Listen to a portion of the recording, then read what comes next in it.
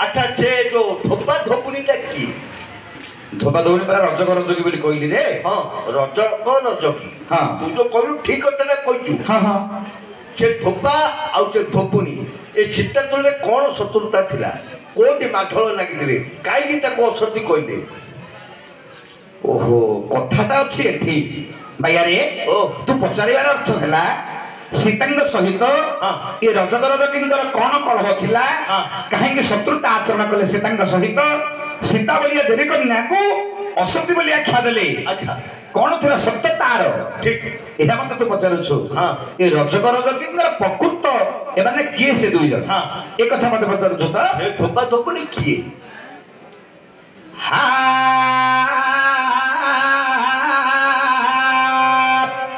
जगदानंद कन्नाय प्रणताति हराय च जगधीताय कृष्णाय गोविन्दाय नमः गोविन्दाय नमः नमः।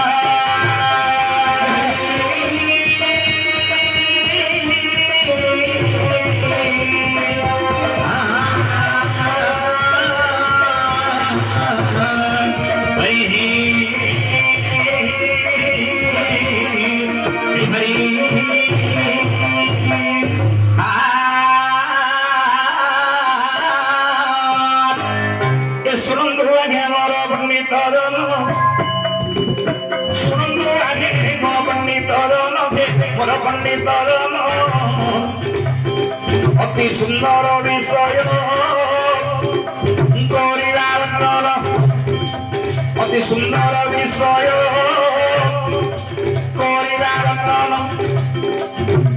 वेदवती रावण को अभिशाप देले वेदवती रावण को अभिशाप देले वृथा अग्नि वेदवती भस्म होइगले वृथा अग्नि वेदवती भस्म होइगले भय पाई रहे लंकार रावण भय पाई बाबू लंकार रावण रे लंकार रावण बाहुड़ी बाबू लंकार पुरे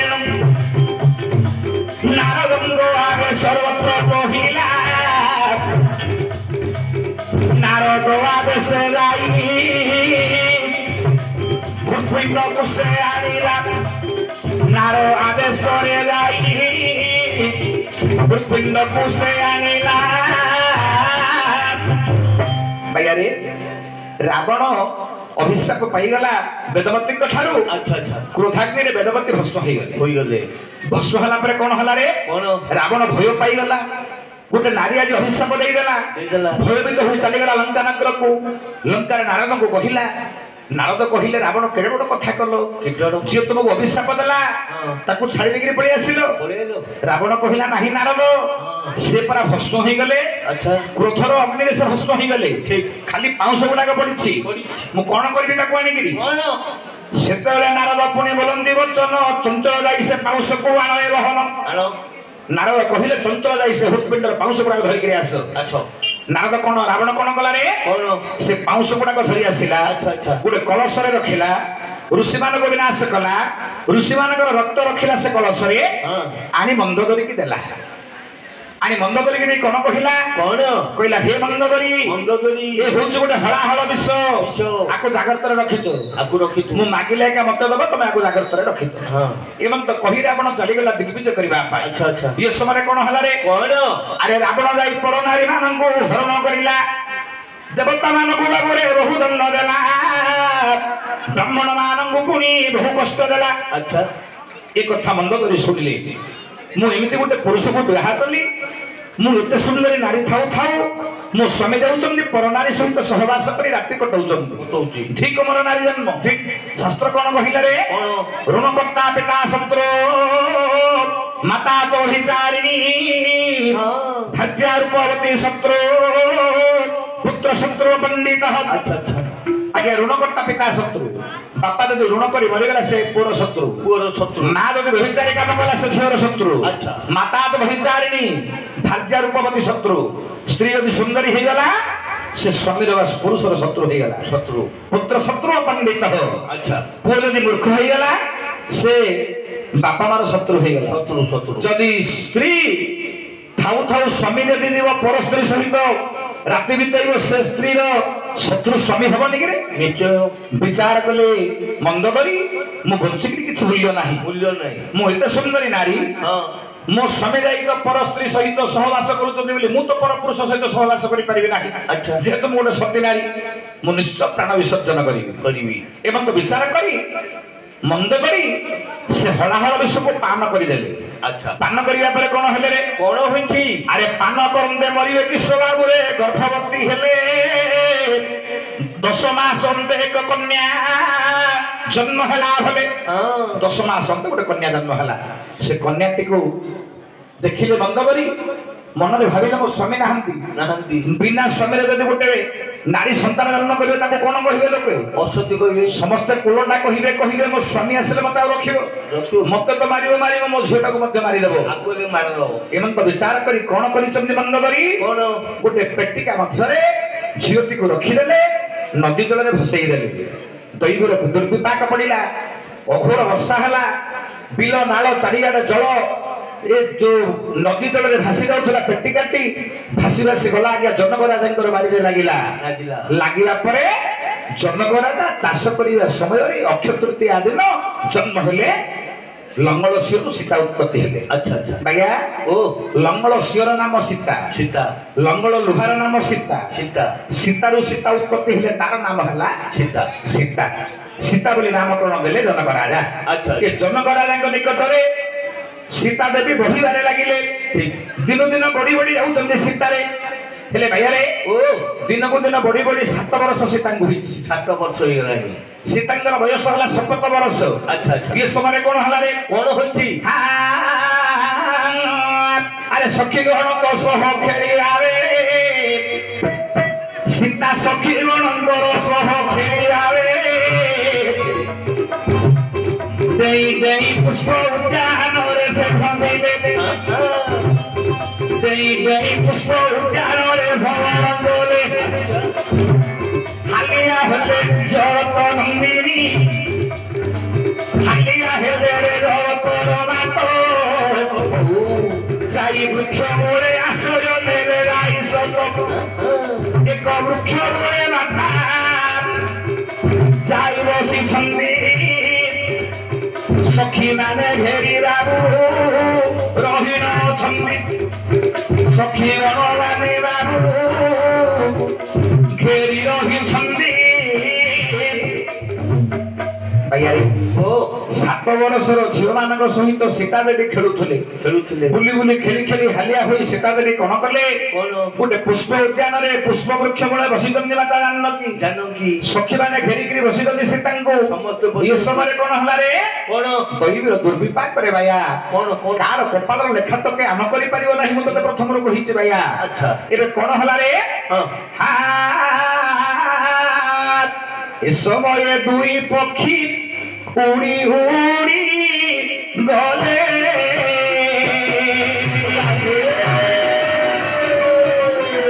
ସେ ବୃକ୍ଷ ଡାଳରେ ଯାଇ ଆନନ୍ଦେ ବସିଲେ।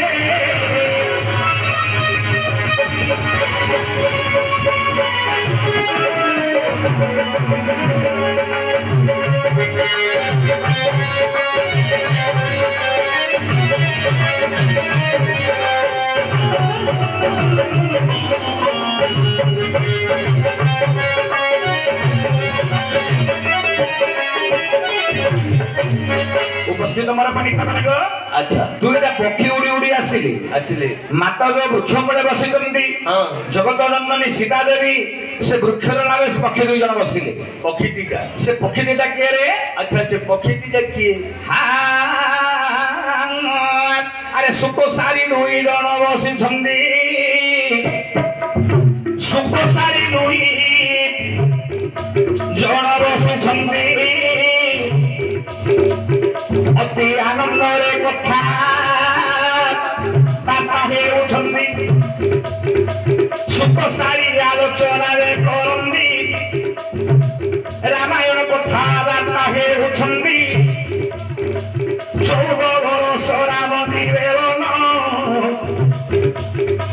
বনরে বহু কষ্ট সহিবে রাম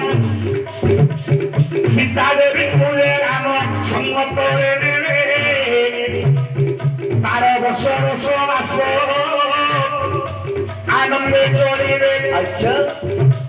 তহি পরে কালরে প্রবেশ হইব তহি পরে কালরে প্রবেশ হইব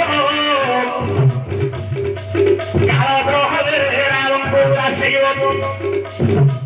কাল গ্রহদে রামଙ୍କୁ আসিব রাবଣ ସୀତାଙ୍କୁ ଚୋରି କରି ନେବ ଅଶୋକ ବନରେ ସୀତାଙ୍କୁ ରଖିବ 14 ମାସ ସୀତାରେ ରହିବେ ତହି ପରେ ରାମ ରାବଣକୁ ବଧ କରିବେ ରାବଣକୁ ମାରି ରାମ ସୀତାକୁ ଧରିବେ ରାମ ରାବଣକୁ ମାରି ରାମ ସୀତାକୁ ଧରିବେ ଓ ଶୋକସାରୀ ଦୁଇ ଜଣ ରାମାୟଣ କଥାବାର୍ତ୍ତା ହଉଛନ୍ତି ଏ ସୁଆସାରୀ ଆରେ ସୀତାଙ୍କୁ 7 ବର୍ଷ ବୟସ ବୟସ ଶୋକସାରୀ କଥାବାର୍ତ୍ତା ହଉଛନ୍ତି କଣ ଯେ ରାମଚନ୍ଦ୍ର 14 ବର୍ଷ ବନବାସ କରିବେ ଯିବେ 12 ବର୍ଷ 10 ମାସ ଆନନ୍ଦରେ କାଟିବେ କାଟିବେ କାଳବାସୀ ପ୍ରବେଶ ହବ ହବ 14 ମାସ ସୀତାଙ୍କୁ ରାବଣ ହରଣ କରି ରଖିବ ଅଶୋକ ବନରେ ତାପରେ ରାମଚନ୍ଦ୍ର ରାବଣକୁ ବଧ କରିବେ ସୀତାଙ୍କୁ ଉଦ୍ଧାର କରି ଆଣିବେ ତାପରେ ପୁନଶ୍ଚ ଅଯୋଧ୍ୟାରେ ରାଜା ହେବେ ଆଚ୍ଛା ସୀତାଙ୍କର ବୟସ 7 ବର୍ଷ ସୀତା ବି ବିଚାର କଲେ ହଁ ମତେ ତ ବୟସ 7 ବର୍ଷ ହୋଇଛି 7 ବର୍ଷ ମୋର ପୂର୍ବ କଥା ଆଗକୁ କଣ କଣ ଘଟିବ ଏମାନେ କେମିତି ଜାଣିଲେ ଆଗେ ତ ପକ୍ଷୀ ଏ ପକ୍ଷୀ ଦୁଇ ଜଣ ଜାଣିଲେ କେମିତି ହଁ ସେତେବେଳେ ସୀତା ଦେବୀ ବୁଲନ୍ଦି ବଚନ କିଏ ତୁମେ ପକ୍ଷୀ ରାଣୀ আসরে রহমান আচ্ছা কেউ পরি মোর কথা বাবু তুমি জানিল কাহাঠারু অবা তুমি শ্রবণ করিল কে তোমাকে কহিলা না তুমি জানিছ আস বাবু তুমি আস আচ্ছা পক্ষী মানুষ আনন্দরে যেতবে ডাকিছেন সীতা দেবী আচ্ছা পক্ষী দিটা উড়ি উড়ি আসি সীতাঙ্কর পাখে বসি পড়িলে বসিলে সীতা দেবী পচারিলে আরে পক্ষী মানে হ্যাঁ তুমি ମୋ ବିଷୟରେ ଶୁଣିଲ କୋଉଠୁ ତମେ ଜାଣିଲ କି ତମର ବାସସ୍ଥାନ କୋଉଠି ତମେ ରହୁଛ କୋଉଠି ସେତେବେଳେ କଣ କହିଲେ ପକ୍ଷୀ ମାନେ କଣ ଏଠି ବାଲବିକ ଆଶ୍ରମ ଆମ ବାସସ୍ଥାନ ମାତାର ବାଲବିକ ଆଶ୍ରମ ଆମ ବାସସ୍ଥାନ ବାଲମିକଙ୍କ ଠାରୁ ଆମେ କରିଲୁ ଶ୍ରବଣ ବାଲମିକଙ୍କ ଠାରୁ କଲୁ ଆମେ ଶ୍ରବଣ ସୀତା ଦେବୀ ପଚାରିଲେ ପକ୍ଷୀ ମାନେ ତୁମେ ଶୁଣିଲ କୋଉଠୁ କିଏ ତୁମକୁ କହିଲା କିଏ ସେ ସେତେବେଳେ କହୁଛନ୍ତି ପକ୍ଷୀ ମାନେ ହେ ମା ମା ଆମର ବାସସ୍ଥାନ ହେଲା ବାଲ୍ମୀକ ଆଶ୍ରମ ଆମର ବାସସ୍ଥାନ ଆଚ୍ଛା ଆଚ୍ଛା ବାଲ୍ମୀକ ଆଶ୍ରମରେ ଆମେ ବସିଥାଉ ବୃକ୍ଷ ଡାଳରେ ଠିକ ବାଲ୍ମୀକ ମହର୍ଷି ତାଙ୍କ ଶିଷ୍ୟମାନଙ୍କୁ ରାମାୟଣ ପଢାଇବା ବେଳେ ନା ଆମେ ଏହା କର୍ଣ୍ଣରେ ଶୁଣିଛୁ ଶୁଣିଛୁ ଆମକୁ କିଏ କହିନି ନା ନା ଆମେ ପୁରା ବାଲ୍ମୀକଙ୍କ ଠାରୁ ଏସବୁ ଶୁଣିଛୁ ଆଚ୍ଛା ଆଚ୍ଛା ସେ ସମୟରେ ସୀତା ଦେବୀ ମନ ମଧ୍ୟରେ ଭାବନା କରୁଛନ୍ତି ଏ ପକ୍ଷୀ ଦୁଇଟା ତମେ ସତ କହୁଛ କି ମିଛ କହୁଛ ମୁଁ କେମିତି ଜାଣିବି ମୁଁ କେମିତି ଜାଣିବି ତାକୁ ଡାକିଲେ ପାଖରେ ବସେଇ ଦେଲେ ବିଚାର କଲେ ମୁଁ ତୁମକୁ ପରୀକ୍ଷା କରିବି କଣ ପରୀକ୍ଷା କରିବି ନା ତମ ଦୁଇ ଜଣଙ୍କୁ ମୁଁ ବନ୍ଦୀକିରି ରଖିଦେବି ତମ ଦୁଇ ଜଣଙ୍କୁ ମୁଁ ବନ୍ଦୀକିରି ପାଖରେ ରଖିବି ରାମଚନ୍ଦ୍ର ମତେ ଯୋଉଦିନ ବିବାହ କରିବେ ସେଦିନ ତମ ଦୁଇ ଜଣଙ୍କୁ ମୁଁ ବନ୍ଦୀରୁ ମୁକ୍ତ କରିବି ଏମନ୍ତ ବିଚାର କରି ସୀତା ଦେବୀ କଣ କଲେ ନା ଦୁଇ ଜଣଙ୍କୁ ବନ୍ଦୀକିରି ଗୋଟେ ସୁବର୍ଣ୍ଣ ପଞ୍ଜରୀ ପାଖରେ ରଖିଦେଲେ ଆଜ୍ଞା ଭାଇଆରେ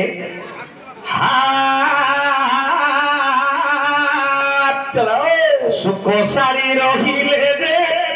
ପଞ୍ଜରୀ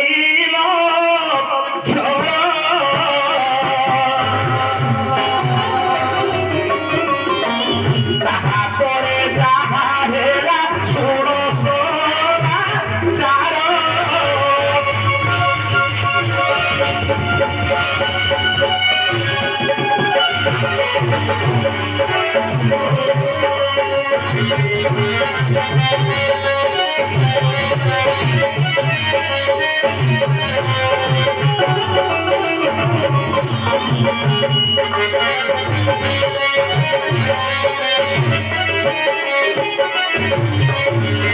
उपस्थित मोर पंडित वर्ग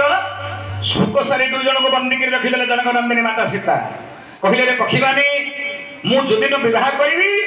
तुमको परीक्षा करी से दिन पर्यंत तुम बंदी अवस्था रहिबो केते प्रकार अनुरोध कले पक्षी दुई जन तथापि सीता देवी कथा को भूक्षेप करे नहीं बंदी कर रखिले से दुई जन को अच्छा शेष में सुखटी कहला हे माँ मत सीना बंदी कर रख रखो मोर स्त्री को छाड़ी दियो माँ मो माइपू स्त्री कहूची हे माँ मत सीना बंदी कर रख मोर स्वामी को छाड़ी दियो का कथा सुनिले नहीं माता जानन की अच्छा करिथिले कोन रे कोन सुख सारी दुई जन मध्य विचार कले का को रखिबी ना सारीटी को रखी देबी रे ये सुखटा जुआडे जाउची जाउ कोन ना करिवो तार स्त्रीटा को बंदी कर रखी देबी माई बुडो कोन कले माता रे कोन कले सारी को बंदी करी रे गृह रे रखिले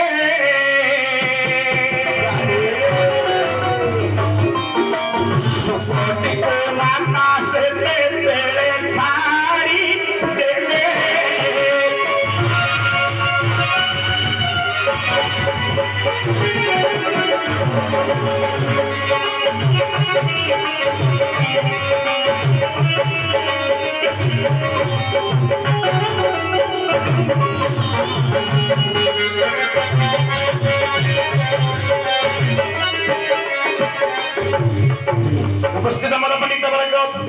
उपस्थित मोर पंडित वर्ग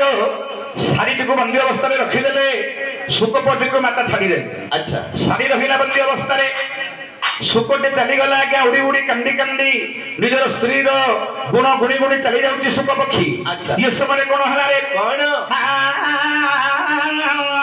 अरे कांदी कांदी सुख पक्षी उड़ी गला अरे कांदी कांदी सुगा बाबू उड़ी गला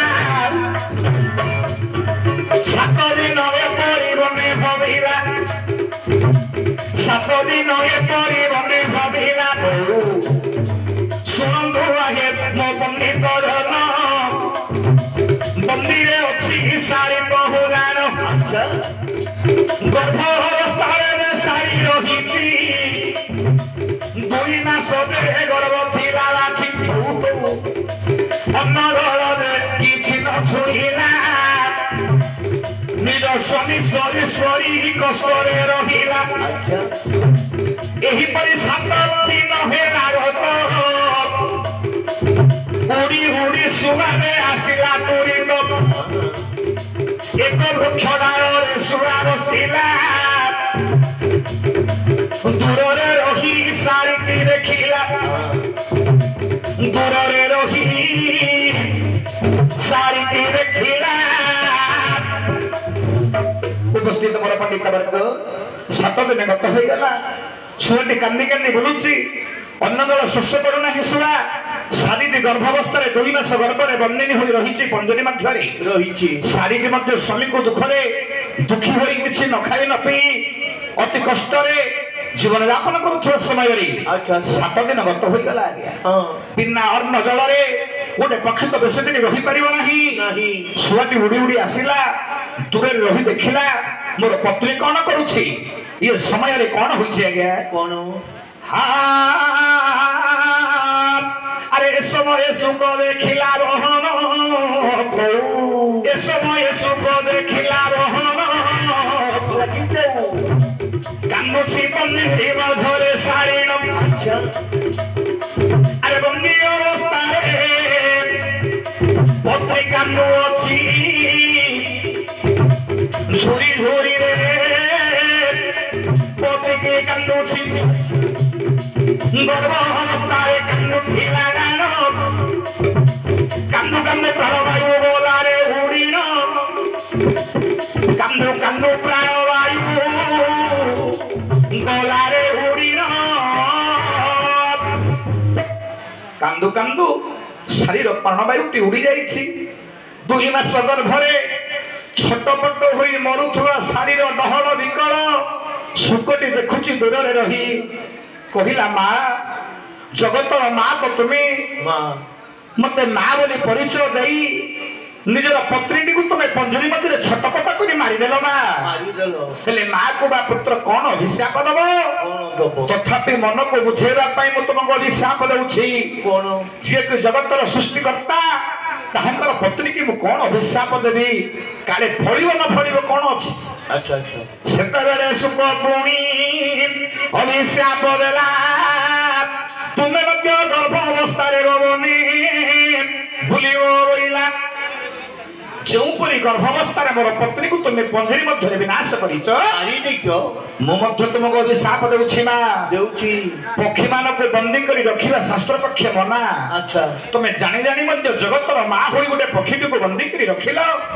ସିଏ ଗର୍ଭାବସ୍ଥାରେ ଅଛି କି ନାହିଁ ତୁମେ ଜାଣିନବା ଜାଣିନ ମୋର ପତ୍ନୀର ଗର୍ଭମାସ 2 ମାସ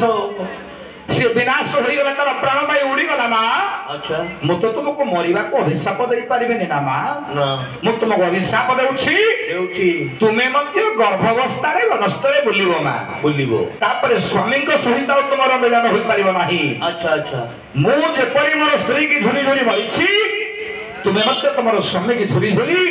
ତୁମର ମଧ୍ୟ ପ୍ରାଣବାୟୁ ଚାଲିଯିବ ମା ଆଚ୍ଛା ଉପସ୍ଥିତ ମୋର ପଣ୍ଡିତ ବର୍ଗ ଏ ସୁଅ ସାରି 2 ଜଣ ଅଭିଶାପ ଦେଲେ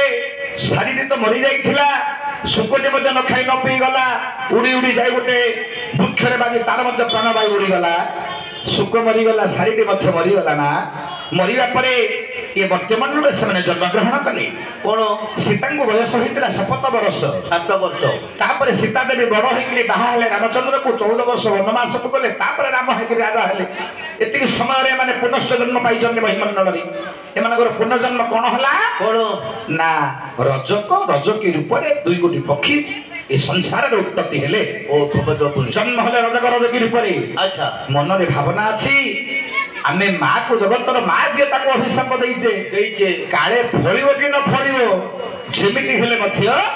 ବନସ୍ତକୁ ପଠେଇବାକୁ ହବ ତାଙ୍କୁ ଆଚ୍ଛା ସବୁଦିନେ କହ କରୁଥିଲେ ରଜକୀ ଯେମିତି ରଜକୀଙ୍କର କଳି ରାମଚନ୍ଦ୍ର ଶୁଣିବେ ସବୁବେଳେ କଳହ କରି କରି କରି ସେତେବେଳେ ରଜକୀ ସୀତାଙ୍କୁ ବନସ୍ତକୁ ପଠାଇଦେଲେ ଲବକୁଶ ଜନ୍ମ ହେଲେ ଆଜ୍ଞା ବନସ୍ତ ମଧ୍ୟରେ ତାପରେ ରାମଚନ୍ଦ୍ରଙ୍କ ସହିତ ଲବକୁଶଙ୍କ ଯୁଦ୍ଧ ହେଲା ଯୁଦ୍ଧରେ ରାମଚନ୍ଦ୍ର ପରାସ୍ତ ହୋଇଯାଇଛନ୍ତି ମରିକିରି ପଡ଼ିଛନ୍ତି 4 ଭାଇ ଆସିଲେ ବାଲ୍ମୀକି ମହର୍ଷି ଏମାନଙ୍କୁ ବଞ୍ଚାଇବା ପରେ ରାମଚନ୍ଦ୍ର କହିଲେ ସୀତେ ଚାଲ ଏଥର ଆମେ ଅଯୋଧ୍ୟାକୁ ଯିବା ସେତେବେଳେ ସୀତା ଦେବୀ କିଛି କହିନାହାନ୍ତି ରାମଚନ୍ଦ୍ର କହିଲେ ସୀତେ ତୁମକୁ ଅଯୋଧ୍ୟାକୁ ନେବି ଯେ ତୁମକୁ ପରୀକ୍ଷା କରି ନେବି ଆଉ ଥରେ ପୁଣି ପରୀକ୍ଷା କରିବା ସମୟରେ ସୀତା ଦେବୀ କହିଲେ ନାହିଁ ପ୍ରଭୁ ବାରମ୍ବାର କଷ୍ଟ ମୁଁ ସହ୍ୟ କରିପାରିବି ନାହିଁ ଚାଲିଯିବି ମୁଁ ପାତାଳ ଭୁବନକୁ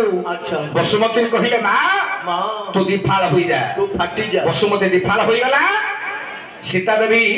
ପାତାଳପୁରକୁ ଯିବାର ଗୋଟେ ସୁନ୍ଦର ଗୀତ ପରିବେଷଣ ହବ ସୀତା ଦେବୀଙ୍କର ଅଞ୍ଚଳକୁ